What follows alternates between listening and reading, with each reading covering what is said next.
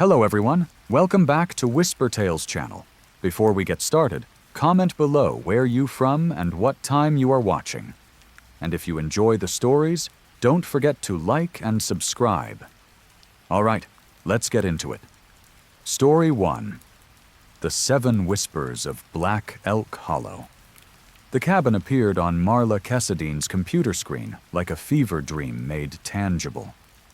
Nestled against the dark hem of Black Elk Hollow in northern Pennsylvania, the structure seemed to grow from the earth itself, its weathered cedar walls the color of dried blood in the autumn photographs.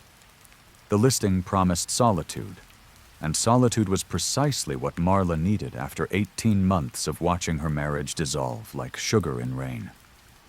She signed the lease without visiting first. A mistake, perhaps. But Marla had grown tired of careful decisions. Careful decisions had led her to a husband who collected secrets like other men collected stamps, and a life so perfectly curated it had become a prison of expectations. The cabin cost next to nothing, the owner eager to find a tenant for the property that had sat empty for 7 years. 7 years is a long time, Marla had noted during their phone conversation. The owner, a man named Graydon Vellum, had paused long enough for static to fill the silence. People don't stay, he finally admitted. They say they hear things. But it's just the forest, Miss Kessadine. Old forests make old sounds. Marla moved in on a Thursday, the October sky the color of a healing bruise. The cabin was smaller than the photographs suggested. A single room with a kitchen alcove and a sleeping loft accessible by a ladder that groaned under her weight. The furniture was sparse but serviceable. A wooden table, 2 chairs, a couch that smelled of cedar chips, and something else she couldn't identify. Something sweet, like rotting flowers. The first night passed without incident.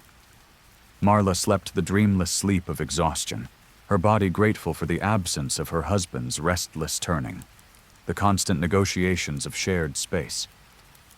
She woke to bird song and the particular quality of silence that exists only in places far from human noise. The second night, she heard her name. Marla. A whisper, soft as moth wings against glass. She sat up in the loft, her heart a trapped bird in her chest, and listened. The digital clock on her phone read 3:11 a.m., its blue glow the only light in the absolute darkness. Marla. A different voice this time, she realized. The first had been female, high and thin like a thread of smoke. This one was male, graveled with age or damage. Both spoke her name with an intimacy that made her skin contract. She told herself it was wind. She told herself it was the settling of old wood. She told herself these things even as a third voice joined the chorus, and then a fourth, and then a fifth, each one distinct, each one speaking her name with the same terrible tenderness.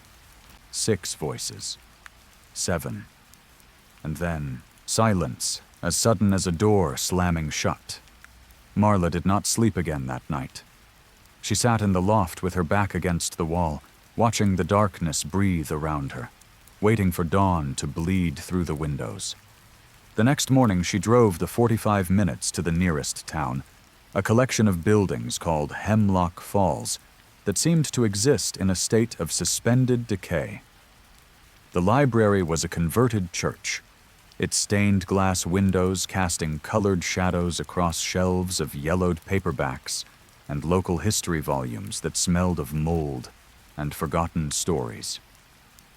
The librarian was a woman named Thessa Drummond, her hair the gray of winter clouds, and her eyes the blue of ice forming on still water. She watched Marla approach the desk with an expression that suggested she had been waiting. "You're staying at the Vellum cabin," Thessa said. It was not a question. "How did you know?" "You have the look." Thessa's thin lips curved into something that was not quite a smile. "They all have the look, after. Like they've seen something they can't quite remember seeing." Marla leaned against the desk, her hands trembling slightly. "I heard voices. Last night, at exactly 3:11 a.m. 7 voices, all whispering my name." Tessa's expression did not change, but something shifted behind her eyes. 7, she repeated. "You counted them." It was impossible not to. They were all different, all distinct. The librarian turned and disappeared into the stacks, returning moments later with a leather-bound volume, so old its spine had cracked like dried mud. She opened it to a page marked with a faded ribbon and turned it toward Marla. "Black Elk Hollow has been here longer than Hemlock Falls," Tessa said. "Longer than Pennsylvania itself, some say. The indigenous peoples avoided it. They called it the place where the earth whispers back. When the settlers came, they didn't listen to the warnings. They never do." The page showed a hand-drawn map, the hollow rendered in careful ink strokes. But what caught Marla's attention were the names written in the margins, each one followed by a date. Elsbeth Crowe, 1847, Jeremiah Faust, 1883, Wilhelmina Trent, 1912, Archer Bellamy, 1944, Rosalind Weir, 1978, Thomas Asher, 2009. 6 names, 6 dates spanning nearly 2 centuries. "Who were they?" Marla asked, though some part of her already knew. "People who went into the hollow and never came out." Tessa closed the book with a sound like a coffin lid settling. "Their bodies were never found. Some searched for weeks, months even, but the hollow keeps what it takes." 6 names, Marla said slowly. "But I heard 7 voices." Tessa's eyes met hers with a weight that made Marla's stomach turn to water. "The 7th voice hasn't disappeared yet. The 7th voice is still deciding." That night, Marla did not sleep in the loft. She sat at the wooden table with every light in the cabin burning, a cup of cold coffee growing skin in front of her, and watched the clock on her phone count toward 3:11 a.m. At 3:10, the lights went out. Not a gradual dimming, not the flicker of a power surge. One moment the cabin was bathed in yellow electric light, and the next Marla sat in darkness so complete she could not see her hand in front of her face. "Marla." The first voice, female, coming from everywhere and nowhere. "Marla." The second, male, older. "Marla." A child's voice, she realized with horror. The third voice belonged to a child. They came one after another, each voice layering over the last until they formed a chorus of her name, a symphony of the lost and the taken.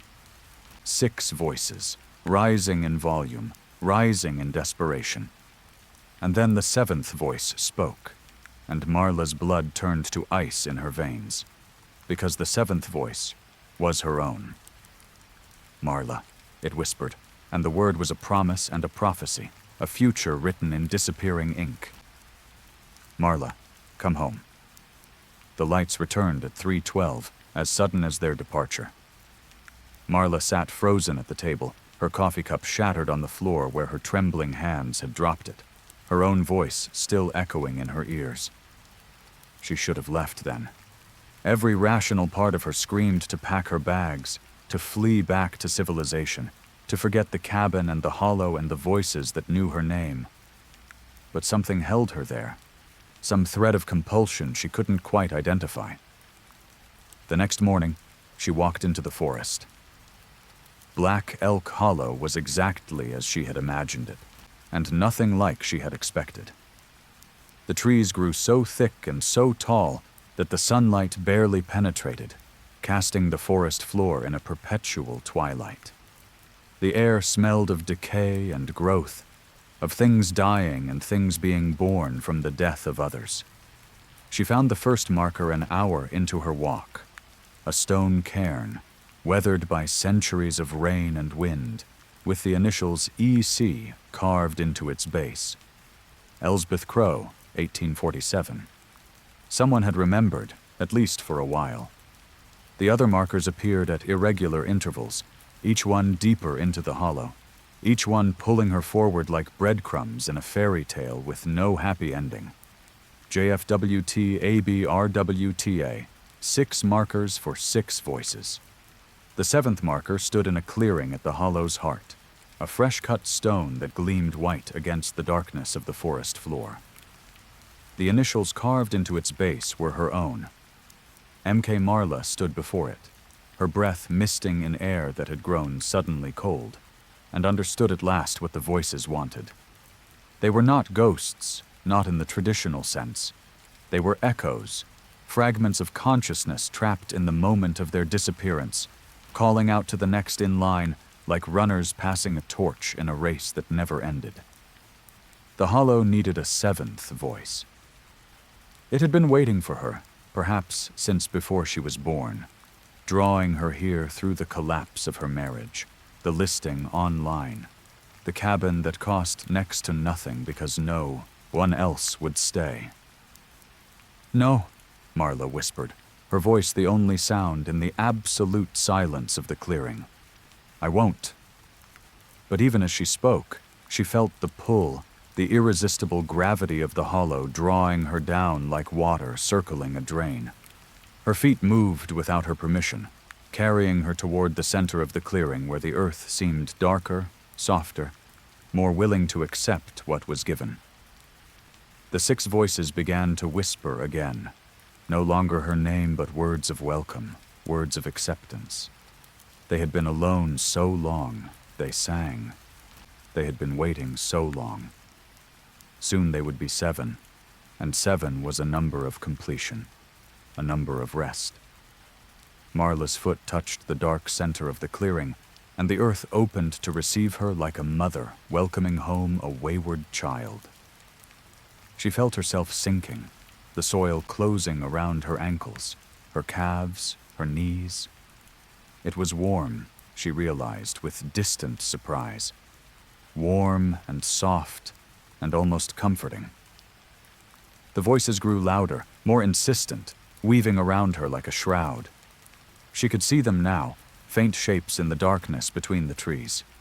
Elsbeth in her pioneer dress, her face a pale smear. Jeremiah with his blacksmith's hands, still stained with soot. Wilhelmina, Archer, Rosalind, Thomas. They watched her sink with expressions that might have been joy or might have been sorrow. Perhaps, after so long in the hollow, they could no longer tell the difference. The earth reached her waist, her chest, her shoulders. Marla tilted her head back, gasping at the narrow column of gray sky visible through the canopy, the last light she would ever see. She opened her mouth to scream, but the sound that emerged was not a scream at all. It was a whisper. Marla. Her own voice, joining the chorus at last. She felt herself become part of the hollow, her consciousness dissolving into the ancient hunger of the place, spreading through root systems and fungal networks until she was everywhere and nowhere, lost and found, ending and beginning. The clearing fell silent. The 7th marker stood alone in the fading light, its fresh-cut stone already beginning to weather. In time, someone would find it. In time, someone would carve the date below her initials, 2024. And in time, an 8th voice would begin to call. 3 months later, a woman named Petra Vellum found a cabin listing online. The property had been empty for only a few months, but the price was practically nothing. The owner, a man she never met, seemed eager to find a tenant. She signed the lease without visiting first. She moved in on a Thursday. And on her second night in the cabin, at exactly 3:11 a.m., she heard a voice whisper her name. Not one voice, not 6, 7. And one of them, the newest, the clearest, sounded almost like it wanted to warn her. Almost. Story 2. Beneath the Braddock Steelworks. The steel mill had been dead for 40 years, but Theo Rallinger could still smell the ghost of molten metal in the air. He stood at the chain-link fence, his camera bag heavy on his shoulder, watching the last light of day paint the rusted towers in shades of orange and crimson that made them look almost alive, almost hungry. Urban exploration was more than a hobby for Theo. It was an obsession, a compulsion that had led him through abandoned hospitals in Detroit, forgotten subway stations in New York, and crumbling mansions throughout the Rust Belt. He documented the decay, the beautiful rot of American industry, and posted his photographs to a following of nearly 200,000 people who shared his fascination with the bones of civilization. But the Braddock Steelworks was different. The mill had been off-limits for decades, its perimeter guarded by private security and reinforced fencing that had deterred even the most dedicated explorers. Rumors circulated in the community about what lay inside. Pristine machinery frozen in time. Personal effects left behind when the plant closed overnight. And something else. Something in the basement levels that the security seemed particularly determined to protect. Theo had spent 3 months planning this expedition. He had studied satellite imagery, old blueprints obtained from a retired engineer, and every scrap of information available about the plant's layout. He knew the shift changes of the security patrols. He knew where the fence was weakest. He knew that tonight, with a skeleton crew working the perimeter due to budget cuts, was his best chance. What he didn't know was why a steel mill would need a basement at all. The hole in the fence was exactly where his research suggested, hidden behind a collapsed section of outbuilding that had been reclaimed by vegetation.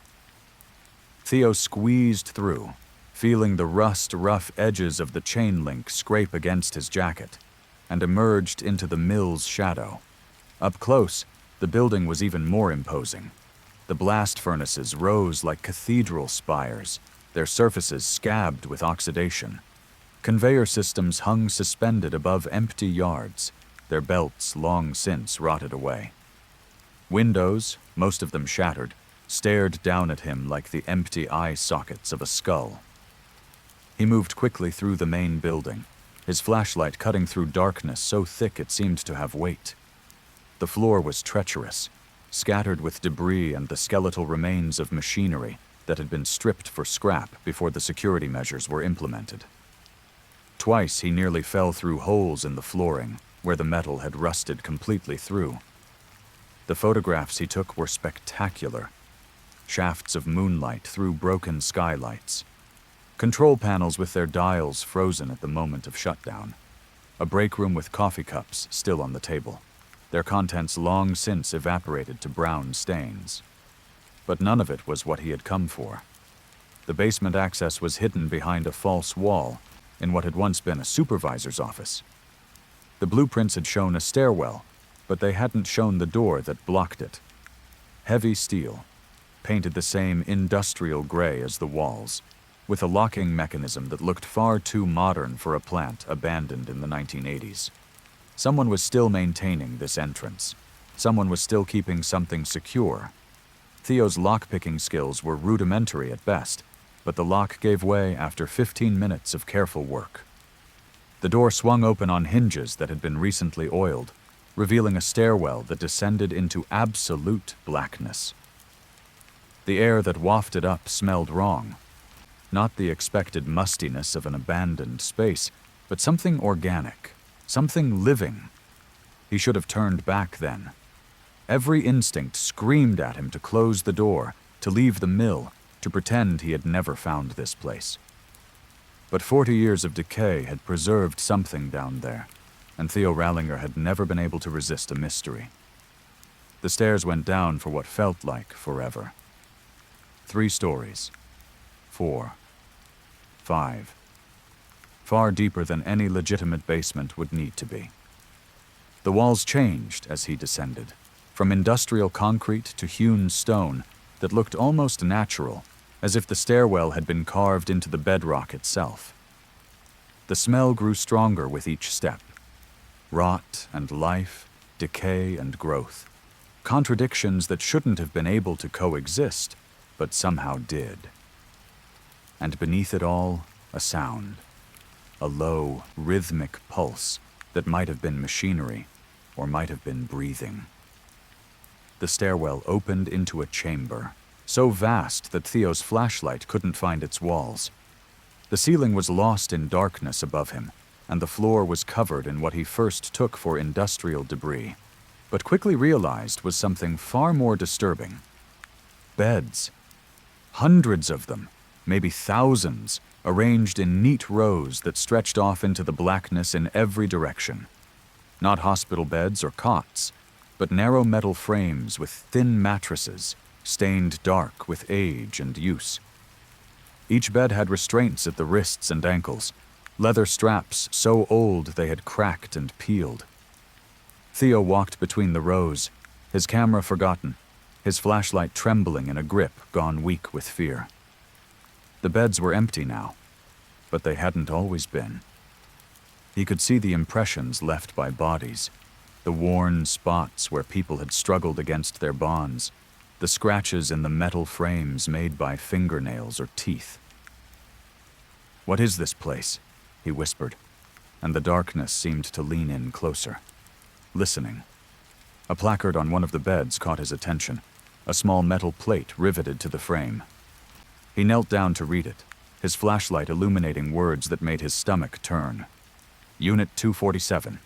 Acquired 1943. Inactive status. Reason, non-compliance. He checked another bed. Unit 189. Acquired 1937. Inactive status.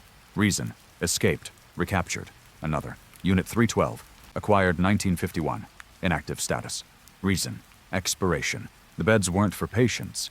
They were for prisoners, for workers, for people who had been acquired and kept here in the darkness beneath the steel mill, forced to labor or simply to exist until they were no longer useful. But that wasn't the worst part. The worst part was the beds at the far end of the chamber, the ones his flashlight hadn't yet reached, because those beds weren't empty.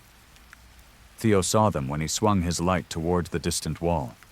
Shapes huddled on mattresses, bodies that should have been corpses but clearly weren't. They were thin, impossibly thin, their skin the pale gray of creatures that had never known sunlight. Their clothes, what remained of them, were rotten rags that might once have been work uniforms. And their faces. Their faces had no eyes, not blind eyes, not damaged eyes, but smooth expanses of skin where eyes should have been, as if they had never developed in the first place, or as if they had been removed so long ago that the body had simply grown over the wounds. One of them sat up. The movement was wrong, too fluid, like a marionette being manipulated by an inexperienced puppeteer. Its head turned toward Theo, tracking him despite its lack of sight, its lipless mouth opening to reveal teeth that had been filed to points. "Light," it said, and its voice was the sound of metal scraping against metal, of gears grinding in a machine that had run too long without oil. "We remember light." Others were sitting up now, dozens of them, their sightless faces all turned toward Theo like flowers following the sun. They moved off their beds with a horrible coordination, a choreography born of decades in the darkness together. "You bring light," another one said. "We are hungry for light." Theo ran. He ran faster than he had ever run in his life, his flashlight beam bouncing wildly off walls and ceiling and floor. Behind him, he could hear them following, their bare feet slapping against the stone in a rhythm that matched the strange, pulsing sound he had heard earlier. They were fast, far faster than creatures so emaciated should have been able to move. The stairwell was his only hope.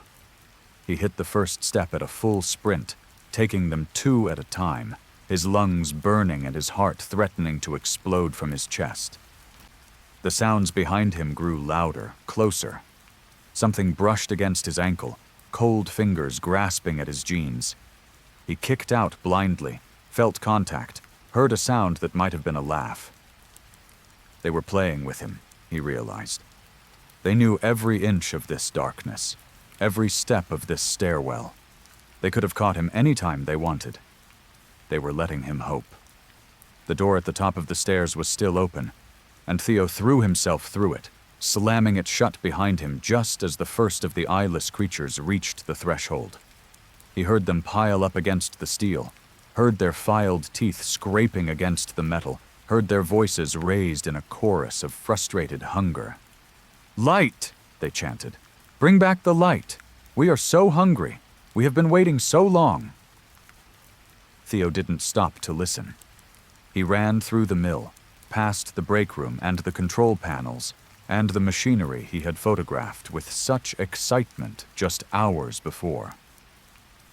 He ran through the hole in the fence, tearing his jacket, drawing blood from a gash on his arm. He ran until he reached his car, parked a mile away on a side street. And then he kept running, driving through the night until the sun rose and the darkness was finally, mercifully, gone. He never posted the photographs from that night. He never spoke of what he had seen beneath the Braddock steelworks. But sometimes, late at night, he would remember the placard on that first bed. Unit 247, acquired 1943, inactive status. The mill had closed in 1984. 40 years of operation, thousands of beds, and the creatures he had seen, the ones who had chased him up the stairs, had been on the beds at the far end of the chamber. The occupied beds, which meant the empty ones, the hundreds and hundreds of empty ones, represented workers who had been released, or workers who had escaped, or workers who had simply been moved elsewhere, to other chambers, other mills, other places where the darkness ran deep and the need for labor never ended. Workers who had learned to survive without light. Workers who had learned to survive without eyes. Workers who were still out there, somewhere, in all the abandoned places Theo had explored so eagerly throughout his career. The subway tunnels, the hospital, basements, the mansions with their unexplored cellars. He had photographed those places so carefully, documented every corner and crevice. But he had never looked closely enough at the shadows. He had never noticed the shapes that didn't quite belong, the faces that watched from the darkness just beyond his flashlight's reach. He noticed them now.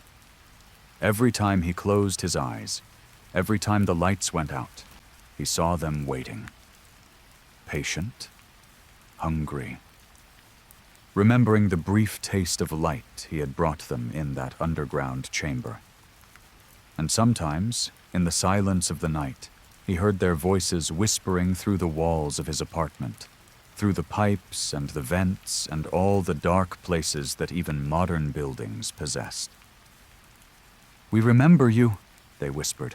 "We are so hungry. We have learned to wait. We will find you. We will bring you home. We will teach you to see in the dark." 3 months after his expedition to Braddock, Theo Rallinger disappeared from his apartment without a trace. His camera was found on the floor, its memory card missing. His doors were locked from the inside.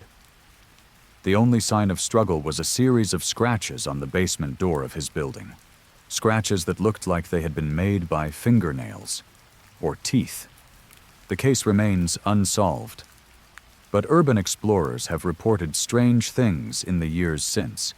Sightings of a thin figure in the shadows of abandoned buildings.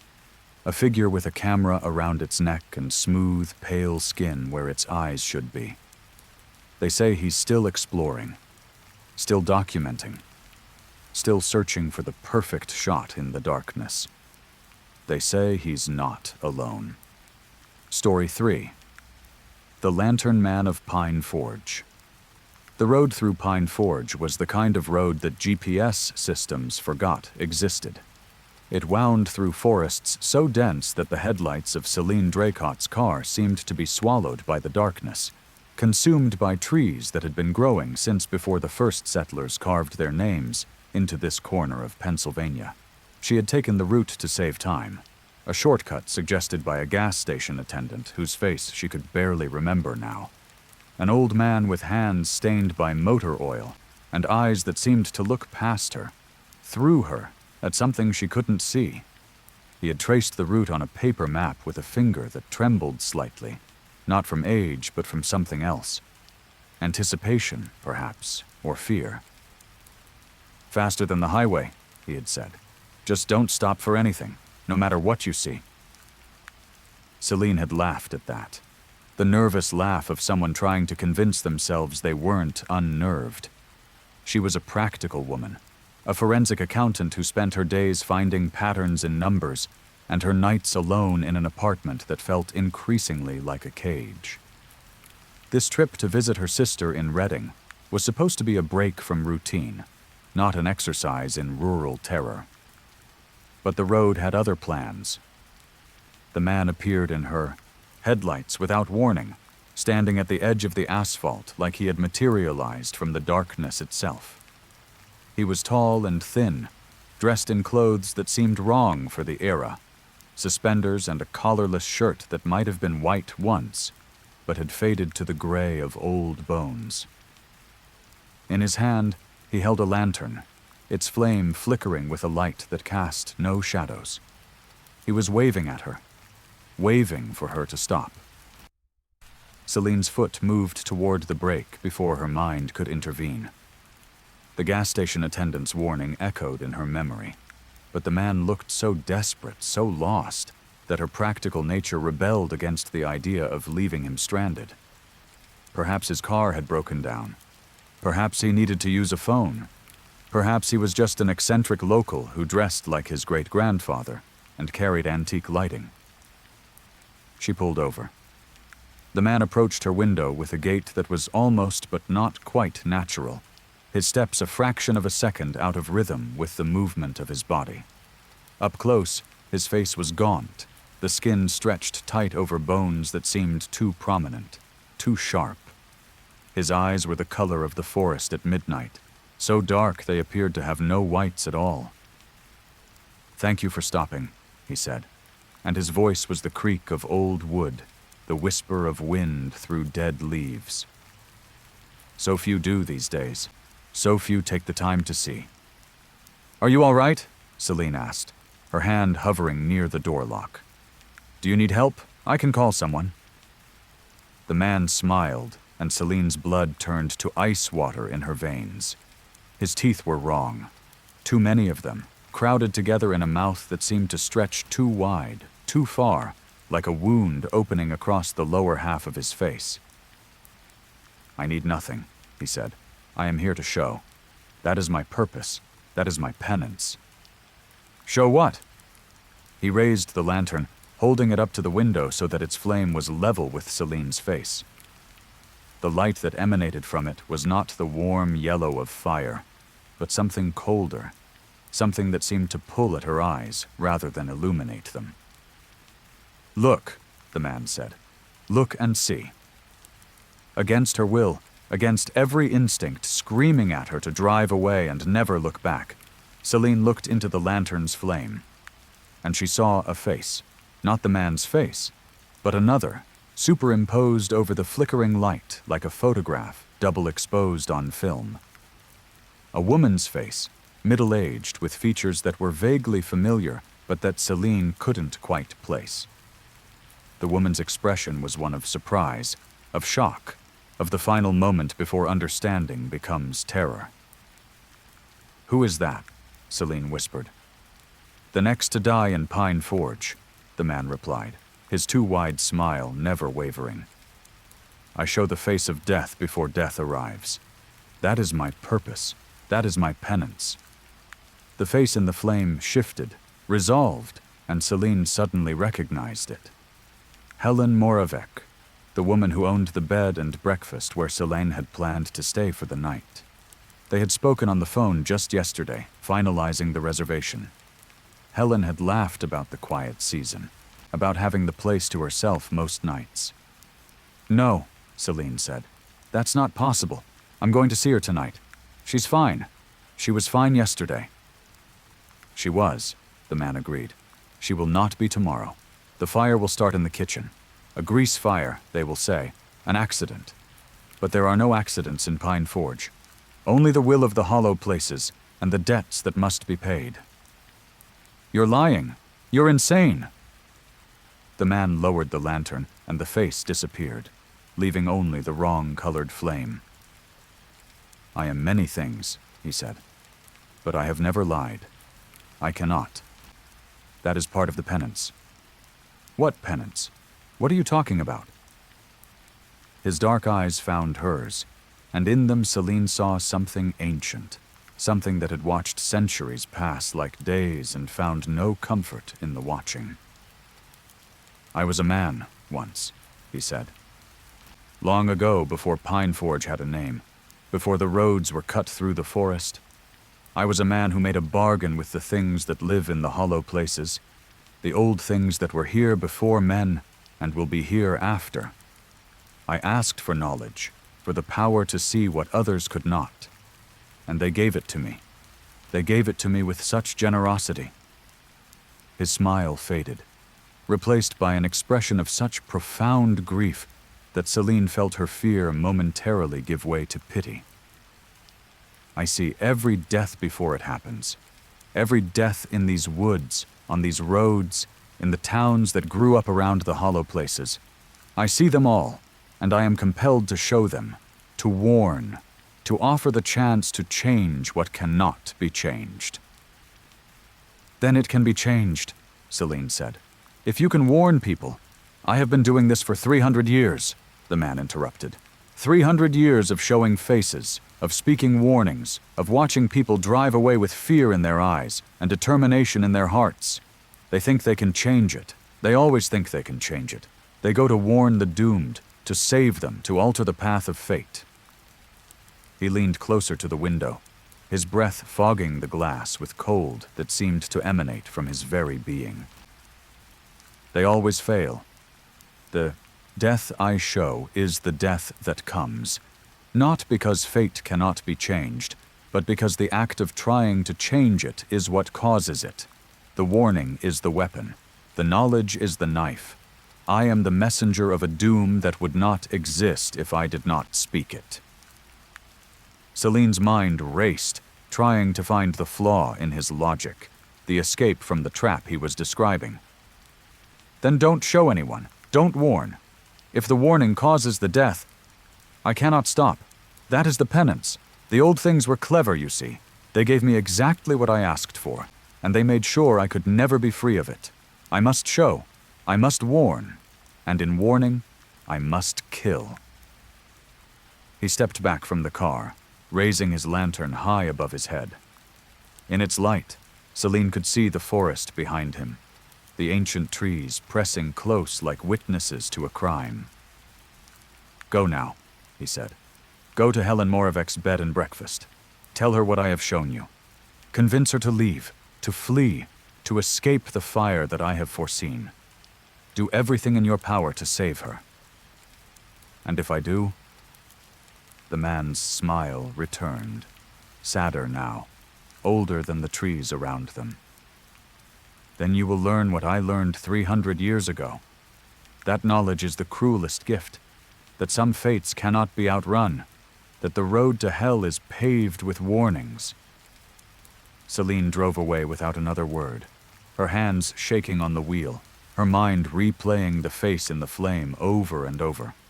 She told herself she wouldn't go to the bed and breakfast. She would turn around, drive back to Philadelphia, pretend this night had never happened. But she couldn't stop thinking about Helen Moravec's kind voice on the phone, her laugh, her casual mention of the quiet season. She drove to the bed and breakfast. Helen was exactly as Celine had imagined. A woman in her 50s with graying hair and warm eyes, standing on the porch of a Victorian house that creaked with character and history. She welcomed Celine with tea and cookies, with the comfortable chatter of someone who spent too much time alone and relished any company. Celine tried to warn her. She tried to explain about the man with the lantern, about the face in the flame, about the fire that was coming. She tried to convince Helen to leave, to spend the night somewhere else, anywhere else. Helen listened. Helen nodded. Helen patted Celine's hand, and smiled with the patience of someone who had heard many strange stories from many tired travelers. "The Lantern Man," Helen said softly. "Yes, I know of him. My grandmother used to tell stories. But those are just stories, dear. Old legends to frighten children away from the woods at night. This wasn't a story. I saw him. I saw your face in the flame. And I'm sure you did. The mind plays tricks on these dark roads. The loneliness gets to people. But I've lived in this house for 30 years, and the only fire I've ever had is the one in the fireplace." Selina could not convince her. No matter how she pleaded, no matter what details she provided, Helen remained politely skeptical, gently dismissive. Eventually, Celine gave up and retreated to her room, too exhausted to argue further, too frightened to sleep. She lay in bed, staring at the ceiling, listening to the house settle around her. Sometime after midnight, she heard Helen moving around in the kitchen below, the sounds of late-night cooking, the sizzle of something in a pan. The smoke alarm went off at 2:47 a.m. By the time Celine made it downstairs, the kitchen was engulfed. The grease fire had spread with terrifying speed, consuming the curtains, the cabinets, the wooden walls that were more than a century old and burned like kindling. She could see Helen's silhouette through the flames, could hear her screaming, but there was nothing she could do. Nothing but watch the face from the flame become a face in the fire. The firefighters found Celine on the lawn, staring at the burning house with eyes that had seen too much. They wrapped her in a blanket and asked her questions she couldn't answer. Later, the investigation would conclude that it was an accident, a grease fire, a tragedy that could have happened to anyone. But Celine knew better. She had gone to warn Helen. She had knocked on the door, disturbed her evening, planted the seed of anxiety that had led to late-night cooking, to distraction, to a pan left unattended for just a moment too long. The warning had been the weapon, just as the Lantern Man had said. She drove back to Philadelphia in silence, taking the highway this time, avoiding the road through Pine Forge. But sometimes, late at night, she would see a flicker of strange light in her peripheral vision. A lantern flame, cold and wrong, showing faces she tried not to recognize. She never stopped to look. She never stopped at all, not for hitchhikers, not for accidents, not for anything. Some knowledge, she had learned, was worse than ignorance. Some warnings were meant to kill. And somewhere in the forests of Pennsylvania, a man with a lantern was still walking, still showing, still fulfilling a penance that would never end, still waiting for the next car to stop. Story 4. The Last Broadcast from Trooper Ridge. The static was Garen Mivley's favorite sound in the world. Not the harsh white noise of a dead channel, but the soft crackle of distant signals struggling to reach his antenna. Voices from places far away speaking to him through the ether like ghosts reaching across the void. He had been a ham radio hobbyist for 30 years, ever since his father had first introduced him to the magic of invisible waves carrying human voices across continents and oceans. His station occupied the attic of his farmhouse in Trooper Ridge, a converted space filled with equipment that would have looked at home in a Cold War bunker. Receivers and transmitters, oscilloscopes and signal analyzers, antennas that bristled from the roof like the spines of some technological porcupine. His wife, Ruth, called it his obsession. His neighbors called it his eccentricity. Garen called it his salvation, the one thing that kept him tethered to a world that often felt too quiet, too empty, too still. It was a Tuesday night in November when he picked up the first transmission. The signal was weak, barely audible above the ambient noise, but Garen's trained ear caught something in the static that made him lean closer to his speakers. A voice, high and thin, speaking words that were almost but not quite intelligible. He adjusted his frequency, fine-tuning the dial with the delicate touch of decades of practice. The voice clarified, became distinct, and what it said made his blood run cold. "Please, someone help us. The bus went off the road. We're upside down. I can see the water rising. There are children. Oh God, there are so many children." A girl's voice, young, terrified, but somehow familiar. Not someone he knew personally, but the cadence, the accent, the specific quality of fear. It reminded him of something, someone, a memory just out of reach. Garen grabbed his microphone. "This is station K3GMR. I'm receiving your signal. What is your location? Can you tell me where you are?" Static.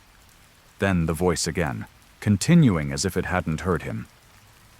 "The driver is dead. His head went through the windshield. There's blood everywhere.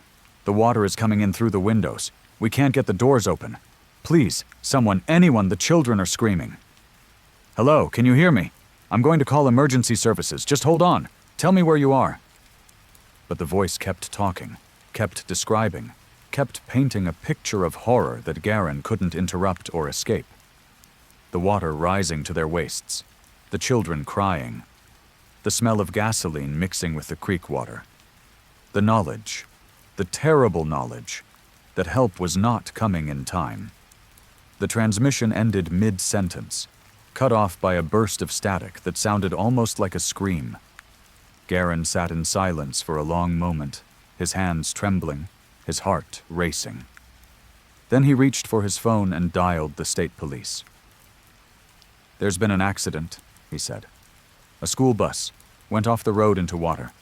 Children trapped." The dispatcher's voice was patient, professional. "Sir, can you tell me the location?" "I don't know. I picked up a transmission, a distress call, a girl describing the accident. She said the bus was upside down, filling with water." A pause.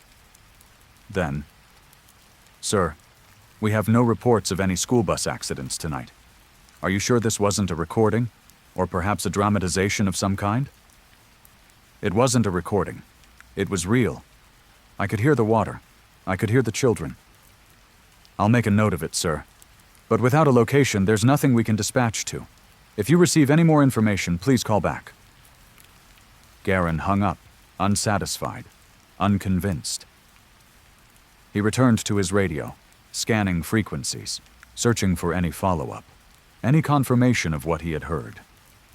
But the airwaves were quiet, carrying only the usual chatter of other hobbyists and the distant signals of commercial broadcasts. He didn't sleep that night. He couldn't shake the feeling that something terrible was waiting just beyond the edge of his awareness, something he had almost witnessed but not quite prevented. The next morning, he learned that no accident had occurred. No school bus had gone off any road. No children had drowned in any creek. The state police confirmed that the night had been unusually quiet, almost peaceful. Garen tried to convince himself it had been a prank, an elaborate hoax perpetrated by someone with too much time and too little conscience. But the voice haunted him, the specific terror in it, the way it had continued speaking regardless of his responses. That wasn't how pranks worked. Pranks wanted an audience. Pranks wanted a reaction. This transmission had wanted nothing from him at all. 3 nights later, he picked up another signal. This one was stronger, clearer, a man's voice speaking in the calm, measured tones of someone who had accepted that what was happening could not be stopped. "If anyone can hear this, my name is Thomas Renard. I'm in the mine shaft, the old Kellerton Coal Works on Route 11. There's been a collapse. I can see the ceiling starting to crack. The support beams are giving way. I have maybe 5 minutes, maybe less." Garen didn't hesitate. He grabbed his phone and dialed emergency services again, giving them the specific location, demanding they send someone immediately. The dispatcher promised to dispatch a unit, and Garen stayed on the line with his radio, listening as Thomas Renard continued his calm narration. "The dust is so thick I can barely breathe. I can hear the rocks falling, the mountain settling. It's strange how quiet it is between the sounds. You'd think dying would be louder. "They're coming," Garen said into his microphone, not caring that the man couldn't hear him. "Help is coming. Just hold on. I'm not afraid, if anyone is wondering. I've had a good life. Married 40 years, 3 kids, 7 grandchildren. I've seen things, done things, loved and been loved. If this is my time, then this is my time." The transmission ended with the sound of stone on stone, a roar that built and built until the signal dissolved into noise.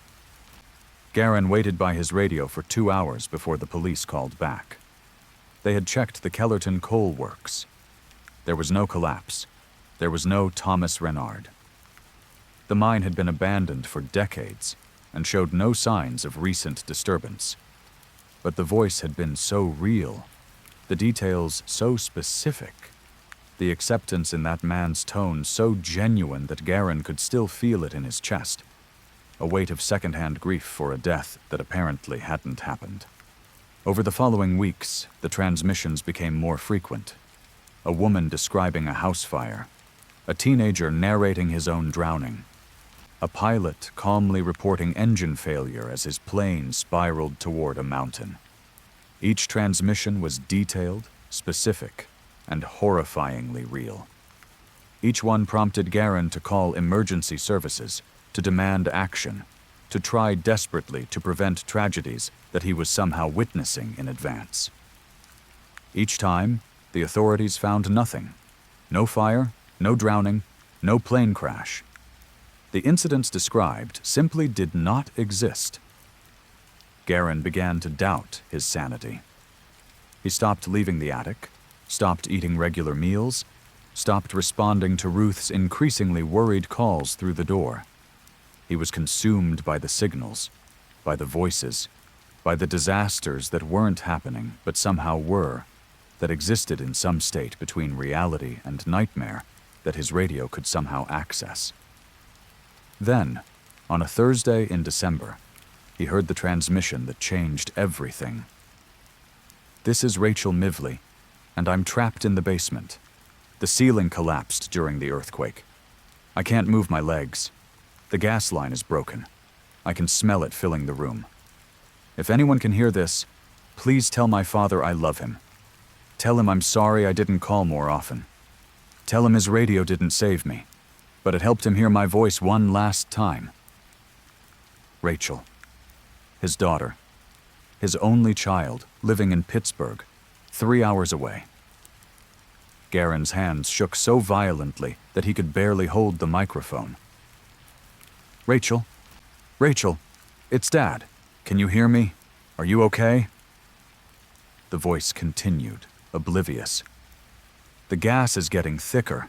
I'm so tired. I just want to sleep. Dad, if you're listening, I need you to know that none of this is your fault. The earthquake wasn't something anyone could have predicted. The building was old. These things happen. Rachel! I love you, Dad. I've always loved you. Even when I was angry, even when we didn't talk for months, I never stopped loving you. Your radio was always your way of reaching out, and now it's letting me reach back. One last time." The transmission ended with a soft sigh, a release of breath that might have been death or might have been static. Garen called Rachel's phone. It went straight to voicemail. He called her work. No answer. He called the Pittsburgh police, demanding they check on his daughter, describing an earthquake that the dispatcher insisted had not occurred. He drove 3 hours in the dark, breaking every speed limit, his heart a drum of terror in his chest. He arrived at Rachel's apartment building to find it standing, intact, undamaged. He pounded on her door until she answered, sleepy and confused and very much alive. "Dad? What are you doing here? It's 2 a.m. Garen collapsed into her arms, sobbing with relief, unable to explain what he had experienced. She led him inside, made him tea, listened as he tried to articulate the horror of hearing her die. "It hasn't happened yet," he finally said. "That's what the signals are. They're not the present. They're the future. Disasters that haven't occurred. Deaths that haven't been died. I'm picking up transmissions from tomorrow, from next week, from some time that hasn't arrived yet." Rachel looked at him with the careful concern of a child worried about a parent's mental state. "Dad, that's not possible. Radio waves don't work that way." "I know how radio waves work," Garen snapped. "I've spent 30 years of my life understanding exactly how they work. And I'm telling you, something is sending me these signals. Something is showing me what's going to happen." He returned to Trooper Ridge, to his attic, to his equipment that suddenly seemed less like a hobby and more like a curse. He researched the transmissions he had recorded, the names and locations and specific details, and he found them. The school bus. It had happened in 1976 on Route 219.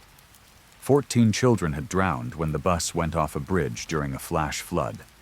The recording matched witness accounts almost word for word.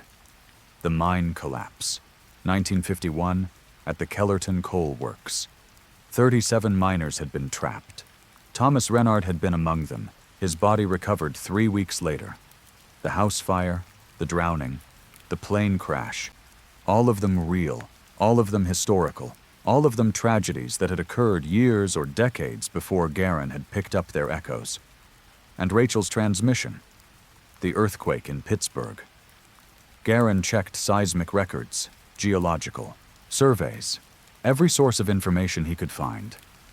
Pittsburgh sat on relatively stable ground, but small earthquakes weren't unheard of. The Richter scale readings, the patterns, the predictions. There was a fault line. A small one, largely dormant, but a fault line nonetheless. And according to the most recent surveys, stress had been building along it for years. He warned Rachel. He begged her to move, to leave Pittsburgh, to come back to Trooper Ridge where the ground was solid and the buildings were low. She listened, humored him, promised to consider it. She didn't leave. On a Tuesday in March at 3:47 p.m., a 4.2 magnitude earthquake struck Pittsburgh. Most buildings were unaffected. Most people felt nothing more than a minor tremor. But Rachel's building was old, its foundation weakened by decades of neglect. The basement ceiling collapsed. The gas line ruptured. By the time rescue workers reached her, she had been dead for almost an hour. Garen received the news in his attic, surrounded by equipment that had tried to warn him, that had given him the gift of foresight and the curse of helplessness. He sat in silence, listening to the static, waiting for another voice, another disaster, another future that he would be powerless to prevent. The transmissions kept coming. They would always keep coming. And Garen would keep listening, keep recording, keep calling emergency services who would never believe him until it was far too late. That was his penance now, his purpose, his damnation. The last broadcast from Trooper Ridge would be his own, recorded on equipment that would capture his final moments and send them echoing backward through time, warning a younger version of himself to destroy the radio, to walk away, to never listen to the voices in the static. He would hear that transmission someday. He would recognize his own voice, aged and desperate and defeated, and he would do exactly what all the others had done. He would ignore the warning. Story 5. The boy who walked out of Lake Wallenpaupack. The moon hung low over Lake Wallenpaupack, its reflection stretching across the dark water like a silver road leading nowhere. Rhea Keldrin sat on the dock of Camp Evergreen, her legs dangling over the edge, her eyes scanning the shoreline for any sign of the campers who should have been asleep in their bunks hours ago. She had been a counselor at Evergreen for 3 summers now, and she had learned to love these quiet moments after lights out, when the camp fell silent and the lake seemed to breathe with a life of its own. The Pocono Mountains rose in dark silhouettes around the water, and somewhere in the forest, an owl was calling, its voice hollow and ancient. That was when she saw him. A boy walking out of the lake. Not swimming, not wading, but walking, as if the water were nothing more than tall grass to be pushed through. He emerged from the shallows with water streaming from his clothes, his hair plastered, flat against his skull, his skin so pale it seemed to glow in the moonlight. Rhea stood, her heart beginning to race. None of the campers were supposed to be in the water at night. The rules were clear, the consequences severe. She opened her mouth to call out, to demand an explanation, but something stopped her. The boy wasn't walking toward the camp. He was walking toward her, his movements slow and deliberate, his eyes fixed on her face with an intensity that made her want to run. There was something wrong with those eyes, she realized as he drew closer. They didn't reflect the moonlight the way they should. They absorbed it, pulled it in, gave nothing back. He stopped at the edge of the dock, looking up at her with an expression that might have been curiosity or might have been hunger. "Hello," he said, and his voice was the sound of water over stones, of depths that never saw sunlight. "I've been waiting for you." "Who are you?" Rhea managed. "You're not one of my campers." "No," the boy agreed. "I was a camper here, once, a long time ago." Up close, she could see the details she had missed from a distance. His clothes were wrong, the style decades out of date. The fabric faded and worn in ways that spoke of years, not hours, of submersion. His skin wasn't just pale, it was translucent, the bones of his face visible beneath the surface like shapes under ice. And his eyes, those terrible eyes, were the color of the lake at its deepest point, where the light never reached and things moved in the eternal dark. "My name is Tobias Marsh," he said. "I drowned in this lake 22 years ago. I was 11 years old. Would you like to know how it happened?" Rhea shook her head, but the boy continued anyway, his voice unchanging, his gaze unblinking. "There was a swim race. The counselors weren't watching. I got a cramp in my leg, and I went under. I remember the feeling of the water filling my lungs, the way the sunlight looked from below the surface, getting dimmer and dimmer as I sank. It took a long time to die, longer than you would think." "I'm sorry," Rhea whispered. "I'm so sorry that happened to you." "Don't be sorry," Tobias said. "Being dead isn't so bad. The lake is peaceful, and the things that live at the bottom are kind to me. But I get lonely sometimes, and when I get lonely, I come up to find a friend." He extended his hand toward her, palm up, fingers splayed. Water dripped from his fingertips, pattering on the wood of the dock like soft rain. "Will you be my friend, Rhea?" She hadn't told him her name. The realization hit her like a punch to the stomach, and she took an involuntary step backward, nearly stumbling off the edge of the dock. "How do you know my name?" "I know everyone who comes to Camp Evergreen. I watch them from the water. I see them swimming, playing, laughing. I remember what it was like to be alive, and I want so badly to feel that again. Just for a little while." "I don't understand." Tobias's lips curved into something that wasn't quite a smile. "I need someone to take my place. That's how it works. The lake took me, and the lake needs to keep someone. If I find a replacement, I can leave. I can be warm again, feel the sun on my skin, taste something other than mud and silt. But someone else has to stay at the bottom. Someone else has to be cold forever." Rhea's legs felt weak. She wanted to run, to scream for help, to wake the other counselors and the camp director and anyone who might be able to make this nightmare stop. But she couldn't move, couldn't look away from those bottomless eyes. "I can't," she said. "I won't." "You don't have a choice." Tobias's voice had changed, become something older, something that had spent 22 years in the dark and had learned things no living person should know. "I've chosen you. I've been watching you all summer, waiting for the right moment. You're kind, you're patient.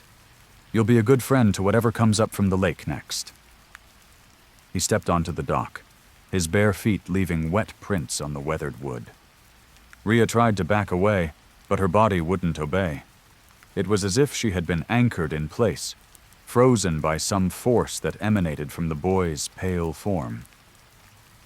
"It won't hurt," Tobias promised, moving closer. "The drowning is the worst part, and that only lasts a few minutes. After that, it's just dark and quiet. You get used to it. Eventually, you even start to like it." His hand closed around her wrist, and the cold was like nothing she had ever experienced. It wasn't the cold of ice or winter wind, but something deeper. The cold of absolute absence, of void, of the spaces between stars. It sank into her bones, her blood, her thoughts, and she felt her will beginning to dissolve like sugar in water. "Come with me," Tobias said. "Come meet the things at the bottom. They're waiting for you." He began to pull her towards the edge of the dock, toward the black water that waited below. Rhea could see the lake reaching up for her, could see shapes moving beneath the surface, long and sinuous and patient. The things at the bottom, the things that were kind to dead children. "No," she said, and the word was barely a whisper, a breath against the cold. But it was enough. The boy paused, his grip loosening fractionally. Surprise flickered across his features, the first genuine emotion she had seen from him. "No one says no," he said. "They always come. They always follow." "I'm not going with you." Rhea didn't know where the strength came from, but suddenly she could move again, could feel her muscles responding to her commands. She yanked her arm back, breaking free of the boy's grip, and stumbled away from the edge of the dock. "I'm not going to be your replacement. Find someone else." Tobias stared at her, his expression shifting through emotions faster than she could track. Confusion, anger, something that might have been hurt, and finally, a cold acceptance that was somehow worse than all the others. "You can't refuse," he said. "That's not how it works. The lake chose you through me, and the lake always gets what it wants. If not tonight, then tomorrow. If not tomorrow, then next week. I can wait. I've waited 22 years already. What's a little longer?" He began to walk backward toward the edge of the dock, his eyes never leaving hers. "I'll be watching, Rhea. Every time you go near the water, every time you swim or boat, or even look at the lake too long, I'll be there, waiting. And eventually, your guard will slip. Eventually, you'll forget to be afraid. That's when I'll take you." He stepped off the dock and into the water, sinking straight down without a splash, without a ripple, disappearing into the darkness as if he had never existed at all. Rhea stood alone on the dock, shaking with cold and fear, watching the place where the boy had vanished. The lake was still now, silent, innocent. But she could feel it watching her back. She didn't sleep that night. She didn't sleep for many nights afterward. She told the camp director what had happened, and he nodded with the weary resignation of someone who had heard similar stories before. "Tobias Marsh," he said. "Yes, I remember. 1992. Terrible tragedy. We almost shut down the camp after that." "You believe me?" The director was quiet for a long moment. "This lake is very old," he finally said. "Older than the camp, older than the towns around it, older than the people who named it. Things live here that don't follow the rules we understand. Some of us have seen them. Most of us pretend we haven't. What do I do?" "Stay away from the water, as far as you can, for as long as you can. The lake's memory is long, but it isn't infinite. If you stay away long enough, it might forget about you. It might choose someone else."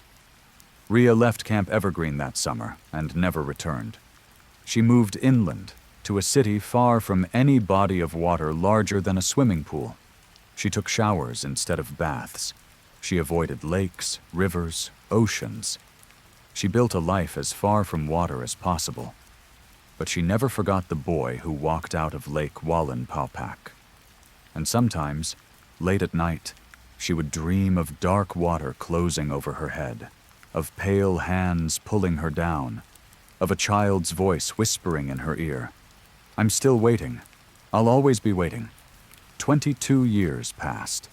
Rhea Caldron, now a middle-aged woman with gray in her hair and a life carefully constructed around the absence of water, received a phone call from a daughter she hadn't spoken to in months. Her daughter had taken a job at a summer camp, she said. A place in the Poconos by a beautiful lake, Camp Evergreen. Rhea felt the cold spread through her body, the same cold she had felt on that dock so many years ago. She tried to warn her daughter, tried to explain the danger, but her words came out jumbled, incoherent, the ravings of a woman who had clearly lost her mind. Her daughter laughed and promised to be careful. 3 weeks later, Rhea received another phone call. This one was from the county sheriff. Her daughter had drowned in Lake Wallenpaupack. A night swim, apparently. No one knew why she had gone into the water alone at such a late hour. The body had been recovered quickly, the cause of death clear. But there was something strange, the sheriff said. Something the medical examiner couldn't explain. Her daughter's face was frozen in an expression of peace, almost happiness, and her hand was extended, as if she had been reaching for something, or holding something, or someone. Rhea knew then what had happened. The lake's memory wasn't infinite, but its patience was. It had waited 22 years for her, and when she had refused, it had found another way. Her daughter for the daughter she had denied it. A trade. A replacement. She drove to Lake Wallenpaupack that night, to the dock at Camp Evergreen, to the place where it had all begun. The moon was full, just as it had been so many years ago, its reflection stretching across the dark water like a silver road. And at the end of the dock, a figure was waiting. Her daughter. Pale, translucent, water dripping from her hair and clothes, standing exactly where Tobias Marsh had stood all those years ago. "Hello, Mom," she said, and her voice was the sound of water over stones. "I've been waiting for you." The lake got what it wanted in the end. It always does.